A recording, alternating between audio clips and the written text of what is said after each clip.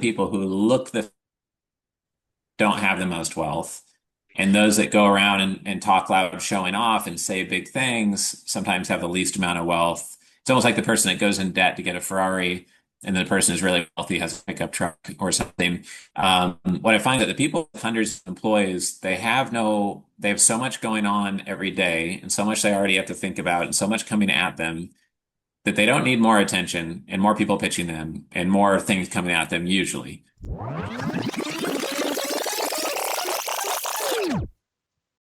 Hey everybody, welcome back to another episode of the Richer Geek Podcast. Today we have a very special guest, Richard Wilson, husband, adventure enthusiast, father of three girls, and most importantly, I should not say most importantly because husband, adventure, and three girls is more important than what he does.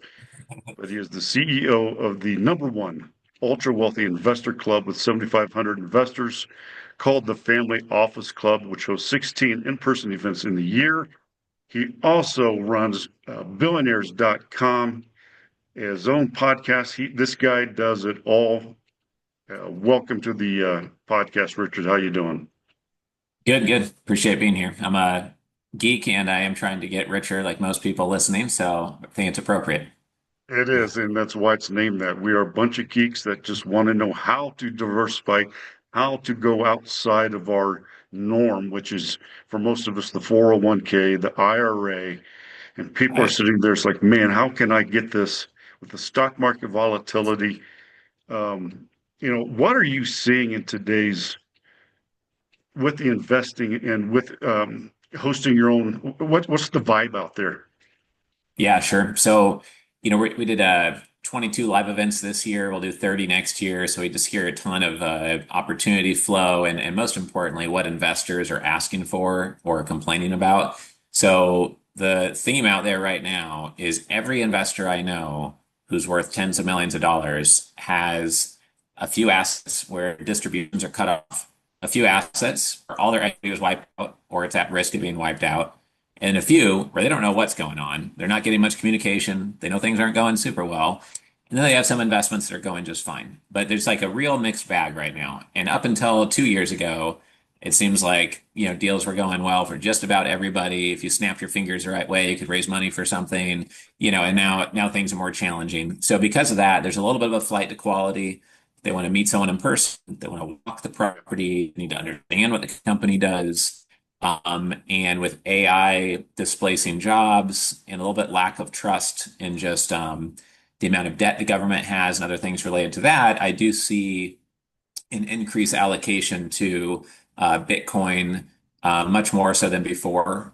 People bring up gold and silver, but I see them taking more action now on investing in Bitcoin than before. So that's just kind of like some of the threads of like things I'm hearing about. There are some niches within private equity real estate that I could go into well, but at a really high level, that's kind of like the theme of what investors are bringing up most often.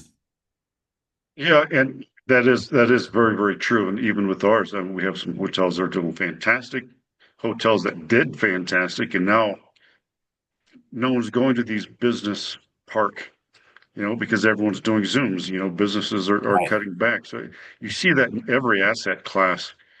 And it's very frustrating. And hopefully the economy is going to turn around. But, let's talk about you hit a little bit about the kind of the stop and pause and the shifting. And a lot of people don't know how to do that. And that takes a different type of a mindset and some different strategies for that type of a performance. Um, Talk to our listeners about a little bit about what's the difference between someone who's kind of getting started, someone that's um, been there and they're making maybe six figures, and then the mindset of that decade millionaire. What are some of the things that you've learned over time that you could share with the people that are just getting started? Sure. Yeah, I think one thing is that whether you're worth 100 million or 2 million or 6 million, one of the biggest mistakes is to spread your money around in a bunch of different industries, a bunch of different startups, and hope that you're diversifying. It's really diversification. Like the reason why most of all you hear about is diversification is because wealth managers just know that one beat on their drum and they just hit the diversification drum all day long.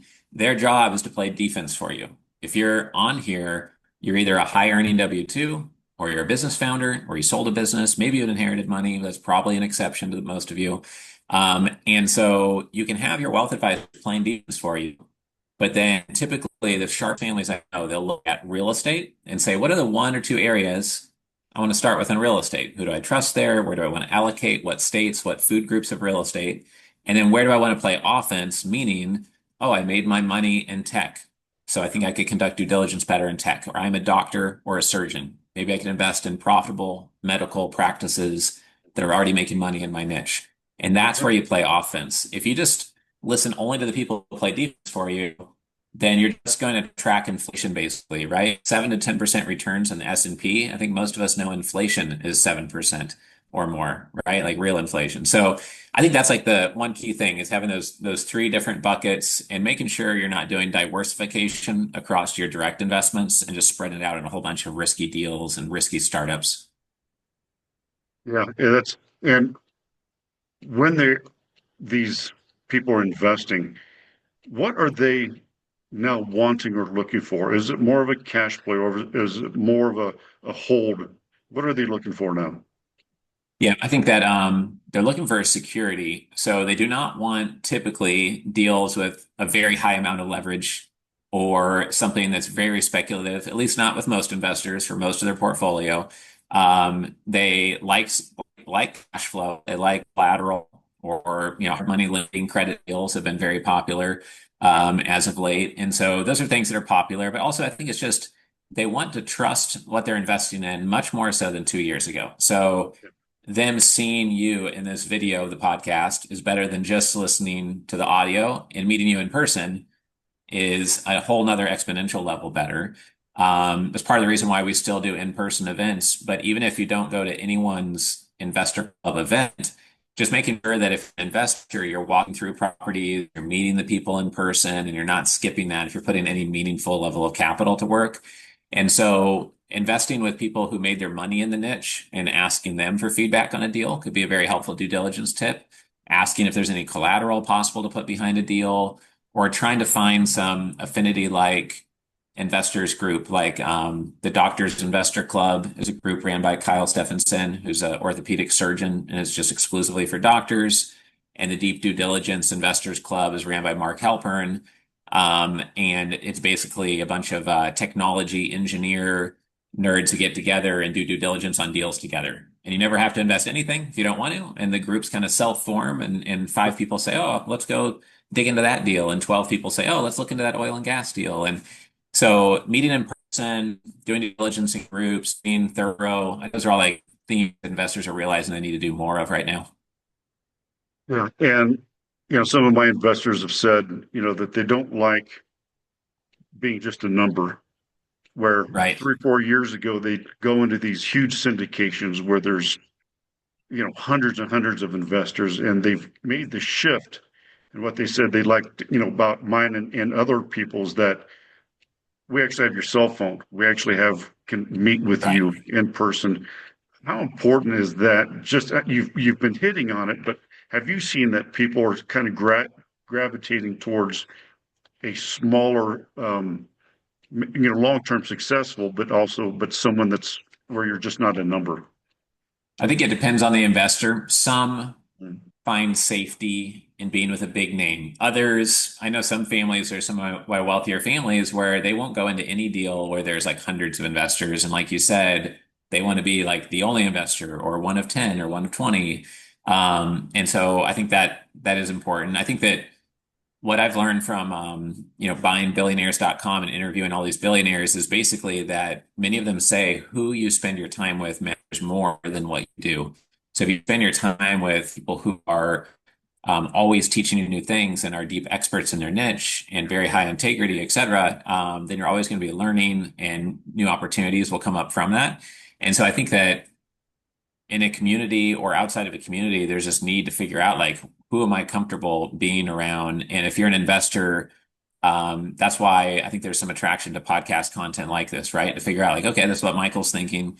Here's how Michael's looking at the current challenges, and those who relate to that and how you think are who's attracted to it. Because trying to find a peer when you're a high net worth investor or someone who just sold their company, you might feel like you're on an island by yourself, and your spouse may not be as interested as you are in managing the finances. You may only have a couple of friends that you message now and then you're very isolated sometimes trying to figure out how to invest. Yeah. It's some good advice. So you kind of hit it on a little bit. I've been in a lot of masterminds, and I know Richard, you have also, and the importance of being the I don't even know if you say, the least knowledgeable or the small guy in the room.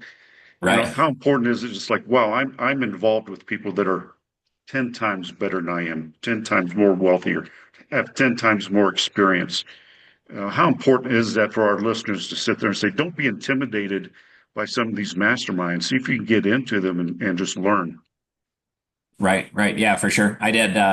You can hear an interview with Tony Robbins at billionaires.com, and one of his top three pieces of advice was to remember that proximity is power. And he got a $400 million profit made off of one transaction just by being in the right circles, able to put a deal together between people and then close a very large transaction. So it is super important. But also, most deals get done because of people moving up one of three trust curves. It's usually trust in the industry, trust in the team, or trust in the opportunity. So if somebody's known you for 20 years, Michael, and they live down the street from an asset that you're acquiring, and they've invested in the industry before, they're very likely to invest with you if they have the money. But if they don't know you, they're based in New Zealand, your deal is in Scottsdale, and they can't walk the property. It's like, even if they were familiar with your industry, like they're probably not going to trust that deal, right? And so, trying to figure out like who is further down the path, the very specific path that you're trying to go down. And it's not just smarter, but just smarter in the way that you want to acquire those traits. And it could be that they're ultra healthy. It could be that they are very good at negotiating deals, or it could be that they navigate structure well, etc. But just trying to be careful who you select, because they've shown like what you take in is what you're going to put out in business, right? And so one project I'm doing right now is trying to read every book ever authored by a billionaire. There's about 245 of those, and we're about 130 books into it now.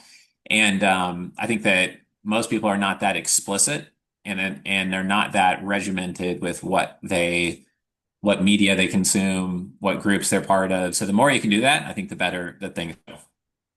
Yeah. And, Richard, you mentioned the books with the billionaires, and ladies and gentlemen, it's Richard Wilson with the Family Office Club.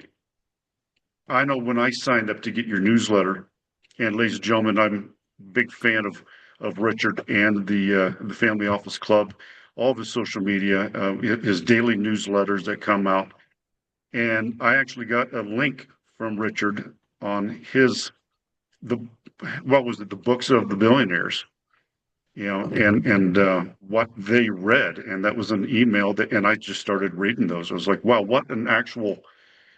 These are the books that I need to be reading, and it was Richard who sent me those via kind of like a welcome to the newsletter thing. Oh, cool. Yeah, yeah. I didn't know that. Yeah, it's like what I always try to point out is that most people are reading these books, like Atomic Habits, which might be a great book, but you want to get ideas into your brain from somebody who's really good at marketing a book, or you want to get ideas in your brain from the winners in the games of capitalism, which are billionaires. And so I just want to maximize those ideas. And like one thing that I did for myself is I created this one pager that I read every day. So I mention this at our events quite often, and it has my monthly, quarterly, annual goals, and has all these one-liner mental programming statements. And then I start out my day reading that, so I know how to navigate my inbox, I know how to navigate my time management, etc. And I also made one for my kids, has our family values, as well as a couple of books summarized on here. And I'll have them read over this page like we did this morning, pick a couple of those items, and before they go to school, kind of remind them of what's important. And I just find that if you start your day with that, then it's like a compass, and you're like, okay, this is north, and this is how we want to go across the terrain on this adventure for today, right? And if you don't have that, you might not remember all the different priorities, all the different ways you need to act in the world, all of that. So I think that's super important as well, because then you attract higher quality people into your circle. versus only you trying to seek out being in the right circle. Other people will also want to seek out to be in your circle because they want to be more like you, maybe in a few ways. Yeah. Now, let's kind of shift to the term family office. For a Sure. lot of, I'd say the majority of investors, they get all nervous. It's like, oh my God, this family office, I'm going to have a 50-page deck, and I'm going to dress in the suit and borrow someone's Rolex, and I'm going to have to like dress to Sure. impress. And what are some of the myths, about family offices? And Yeah. Well, one thing is like, I'm borderline overdressed now. I actually was just going to wear my black V-neck, and then I looked at one of the previous pictures of your podcast, and they had a suit shirt on that looked pretty clean cut. And I was like, I don't want to be too casual for Michael. So, but I would say that many times in the room, not everyone, but a lot of the people who look the don't have the most wealth. And those that go around and talk loud, showing off and say big things, sometimes have the least amount of wealth. It's almost like the person that goes in debt to get a Ferrari, and the person who's really wealthy has a pickup truck or something. What I find that the people with hundreds of employees, they have so much going on every day, and so much they already have to think about, and so much coming at them that they don't need more attention and more people pitching them and more things coming at them usually. Sometimes they want to get deal flow in a strategic way. So they'll give a talk at an event or do something like that or be on a podcast, but they're usually not the ones running around beating their chest with like a 6-inch Rolex on. But that's just some people's style. There's nothing wrong with that. So that's one thing. The other thing is that I started this business and I didn't have enough money in my bank account to pay rent the first month. And that was 18 years ago. And everything I've learned is just from interviewing family offices and interviewing the ultra wealthy. And family offices are really just super founders or super entrepreneurs that have grown to earn 7, 8, 9 figures a year, or they sold their business for 7, 8, 9 figures. And they're almost all just very entrepreneurial, very sharp founders. And so when you negotiate with them, you have to talk to them like a sharp entrepreneur, and listen to their advice and custom structure deals the way that they want to get deals done. But you can also just learn a ton from them. And almost all of my success is from just learning from them, implementing the ideas, and then the business would grow further and they would interview more of them. And so the family offices you see on stage when I'm doing like a fireside chat with a centimillionaire or a decamillionaire, I'm selfishly just asking what I want to know. yeah, Of course, I try to keep the audience in mind, but I'm asking people to come on stage who I want to interview, and then it keeps it fresh for everybody that's in our community as well as we're learning from them. yeah, it's you pretty much hit it. Probably one of the richest people that I know. An F-250, Ford F-250, cowboy hat, flannel shirt, cowboy boots, and Yeah, he's hanging out at the Five and Dime, having scrambled eggs, and he's worth, I right. don't know, he's worth 2.5 billion. You know, Right. Yeah. no, he does own 6,000 acres in Montana, and he owns this and he owns that. I mean, Wow. but he's you look at him, I just want to go fishing, and Right. you Right. know, You'd have no they idea. Right. they are Yeah. more Yeah. down It's to earth. interesting.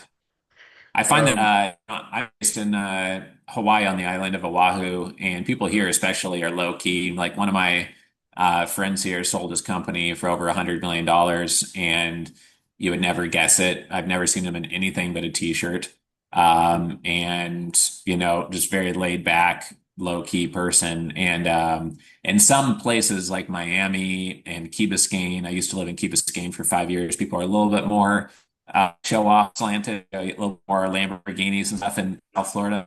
But here in Hawaii, especially, the wealth is pretty quiet, low key, and people live here to enjoy the mountains and the beaches of Hawaii and have like a healthy lifestyle. They're not here to show off and try to close their next private equity client or something. You know what I mean? So yeah, it's interesting. Yeah. yeah, and I love that laid back. I live in Scottsdale, and it's like, yeah, okay, there's another 20-year-old in a Lamborghini. Yeah, Right. but he hasn't Yeah. saved a Yeah. dime. He's some influencer that hasn't saved a dime for his retirement, but he's driving Right. around a Right. Lamborghini. Yeah. Let's shift really quick before I have to let you go. Um, we haven't really talked about how these investors, you're in front of all these founders and all these investors, all these people have been successful. What are some of the things that our listeners can do to raise more money than they can now in today's environment?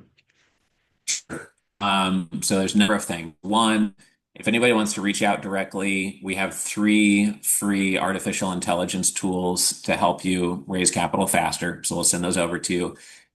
Email's just richard@familyoffices.com. But otherwise, there's some things that anybody can do, and they don't need our help to do it. And that is to make sure that you look at what your competition is doing, look at what investors are asking for in large part, look at what you're doing and refine it onto a single sentence that hits people between the eyes, makes them move forward and say, well, I've never heard of someone doing that before. Or like, oh, that's so refreshing. That's different. That's unique. Or that's exactly what we've been looking for. And if you're saying something that somebody else can say, it's not very good. You should say something that no one else can possibly say and no one else is currently saying. So having a one-liner costs you nothing. It's just being intentional. And if you can't summarize what you're doing in one sentence that's super compelling, then no one's going to be able to tell their spouse or their business partner what you're doing in a compelling way either. And they're not going to invest with you. So you have to have a one-liner. I would say you have to have a pitch deck that's not 44 pages long or 70. I would keep it to 12, 15 pages long, ideally. Have a one-pager that summarizes your pitch deck in like a one-page PDF, one-sided. And then a really important piece is to have a 1-minute pitch video from you as the founder, maybe walking through one of your properties or showing pictures of all the different properties in your portfolio or private equity deals you've done, et cetera. Introducing yourself first so they know who they're dealing with, maybe showing off your team a little bit, the assets, explaining your strategy so it's clear. You only have 3 or 4 sentences to fit in 1 minute. But then in that 1-minute video, it may be more likely to convince an investor to speak with you and meet with you than a long pitch deck. Because if you're articulate and you're doing something unique and you've scripted that one-liner that really grabs them, then you usually would start that video with that one-liner. And you can send that video as like a Dropbox link over text message. You can embed it on your one-pager. You can put it in your pitch deck. You can put it on your website. And I just see so many people raising capital, and they might have a great idea, but they have a long pitch deck. They have no one-pager. They have no 1-minute video. They have no one-liner. Many times they have no website. And so everything about their communication is not doing their experience level justice. And it's like those are the things that just about everybody messes up when raising capital, I think. And it might not be messing up. You might get all the capital raised that you need. But if you're not getting enough momentum, you should put these things in place because they cost almost nothing in today's world to at least get a basic version of them in place. So that'd be something really at the core is like, don't do anything that's crowded, boring, average, mediocre, like in any part of your life, but like make sure that you figure out the unique way to explain it and then align up all those materials to drive it home. Yeah, that is perfect. Before I let you go, let's talk about the Family Office Club and the website. What is the Family Sure. Office Club? Yeah, sure. So it's an investor community, an investor club. I started 18 years ago. We've hosted 300 live events now. What we've found is that it's easy for people to come to our events no matter where you are in the United States, because we host them in Los Angeles, Dallas, New York City, and Fort Lauderdale. And because we're hosting 22 events this year, 30 events next year, 2026, every quarter we have multiple events in each part of the country. And our model is to do a couple of dozen investor access series events, which are 1 day, 10 a.m. to 4 p.m. events. And those are 55 to maybe 100 participants, to really get to network with everybody in the room. We have an AI tool that's done deep research on every person in the room. And then we'll connect you to the top 15 to 20 people who are from the same area, the same industry, are interested in investing in your area. And this AI networking tool you can use and look at their picture on LinkedIn to find that person in the room during the event and go over and introduce yourself to Sarah, John, or Michael and make connections. So that's our investor access series events that we do a couple dozen times a year. And then we do 5 investor summits a year that are typically 400 person up to 1,000 person events. And so our next one of that nature is the Family Office Super Summit, and that's going to be a 850 to 1,000 person event for 3 days, and we will have 125 speakers on stage. So there'll be more ultra wealthy family offices speaking there than any other event globally. So I've been doing that event for 12 years and been running our live events for about 14 or 15 years out of our 18 years since we started.